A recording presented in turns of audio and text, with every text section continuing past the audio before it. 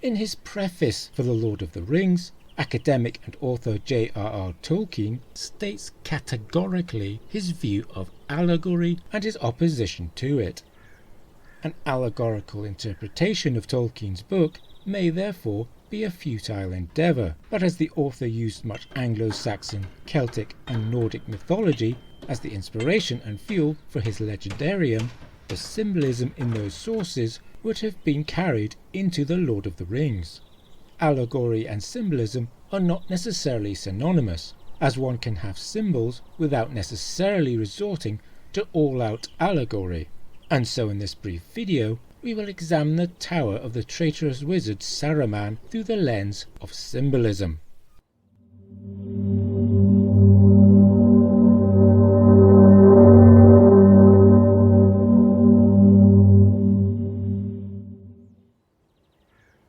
Orthanc is described as seemingly riven from the bones of the earth.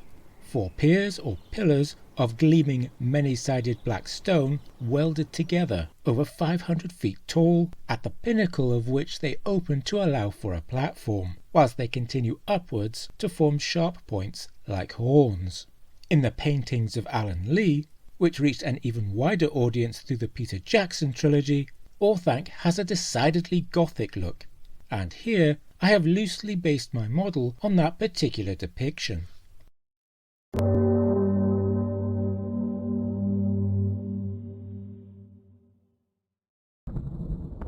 It is notable that both villains, the rogue wizard Saruman and the Dark Lord Sauron, live in freestanding towers. Both characters are ambitious, arrogant and crave power. In tarot, the 16th major arcanum is that of a lightning-struck tower. It is teetering as if about to collapse, and from its crown fall 2 figures. Interpreted as a symbol of divine punishment against ambition, there is, nonetheless, something of the Promethean in the tower builder's attempts to reach the heavens only to be cast down. The Tower of Babel comes to mind, as does the Tower of Circe in Ulysses 31. Another type of tower is the ivory towers of academia, a world Tolkien knew well. We might interpret Saruman and Gandalf as rival academics, one gorging on unrealistic theories which, through his hubris and his unquestioning belief in his own intelligence, will lead to his destruction, and the other, Gandalf, being the academic who walks the paths of the real world and so is more humble before the realities of the world. Not for Gandalf the Grey, a great gleaming tower.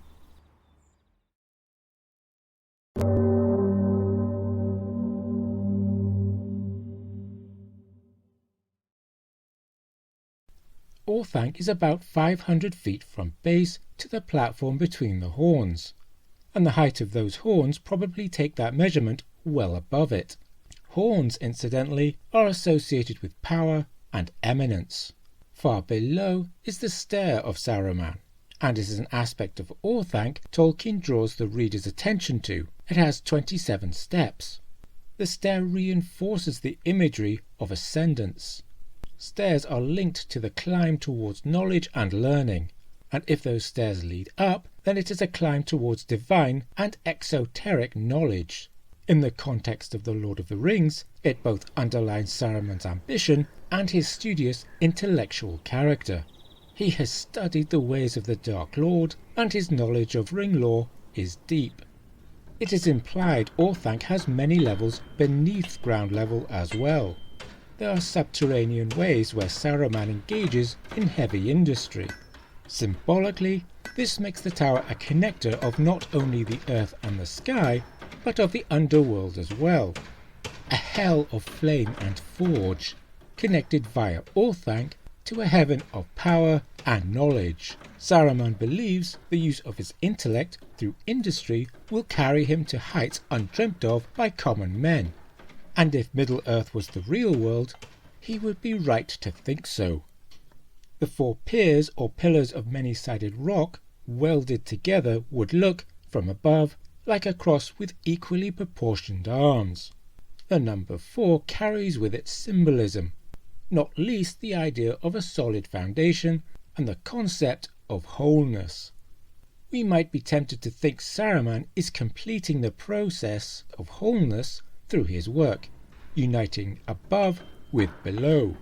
But his subterranean industry undermines the solid foundations of the tower, and it must be remembered that Orthanc predates Saruman's arrival with his Gondorian keys. Orthanc was whole before the awakening of Saruman's ambitions.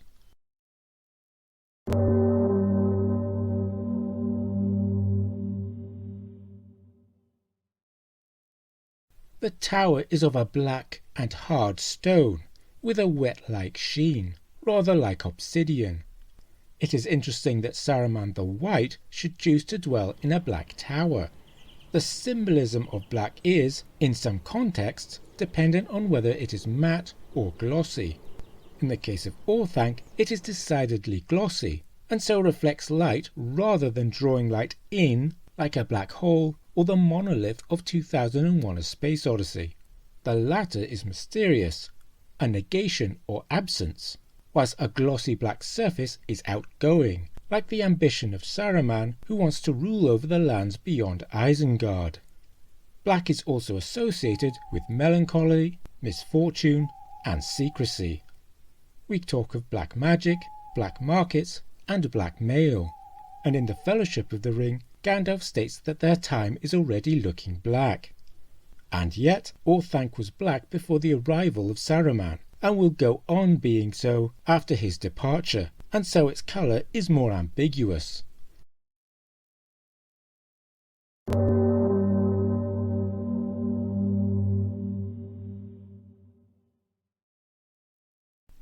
It is easy to interpret meaning to what we take to be deliberate symbolism. How much of that symbolism is deliberate is another matter. Perhaps it is an important aspect of great novels and great art and music to be open to interpretation.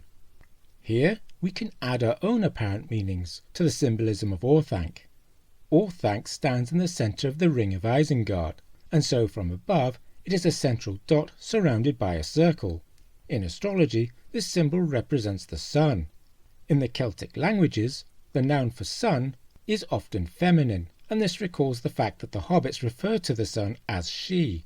Yet curiously, Welsh writers called the sun the eye of the sky, which brings to mind the eye of Sauron, wreathed in flames. The Ring of Isengard is broken by the river Isen, and it is interesting to note that the Ents drown Isengard and the industrial fires of Isengard using the waters of the river. Are we seeing a portent of what is to come? The extinguishing of the flames of Sauron.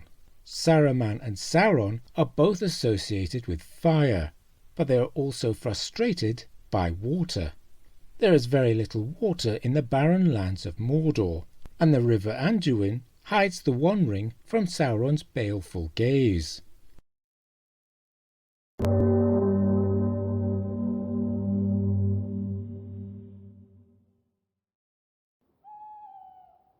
Symbolism is an old and deep subject, and many modern stories, films, music and art have inherited a great many ancient symbols.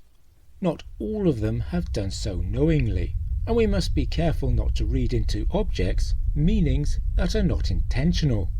To quote Deanna Troi, quoting Sigmund Freud, sometimes a cigar is just a cigar.